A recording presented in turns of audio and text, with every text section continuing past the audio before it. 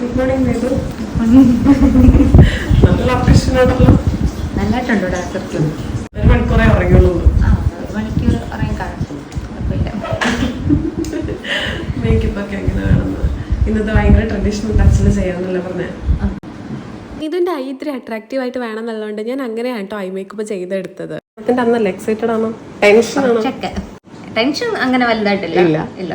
Excited ആണോ ചോദിച്ചാൽ ഇച്ചിരി വേണമല്ലോ അല്ലേ. ഇച്ചിരി എക്സൈറ്റഡ് വേണമല്ലോ. ഇത് കാണുന്നവർക്കേ എന്തെങ്കിലും കല്യാണത്തിന്റെ അമളി എന്തെങ്കിലും പറഞ്ഞു കൊടുക്കാനുണ്ടോ? ഇനി നിങ്ങൾ ഇത് റിപ്പീറ്റ് ചെയ്തെന്ന് പറയാം.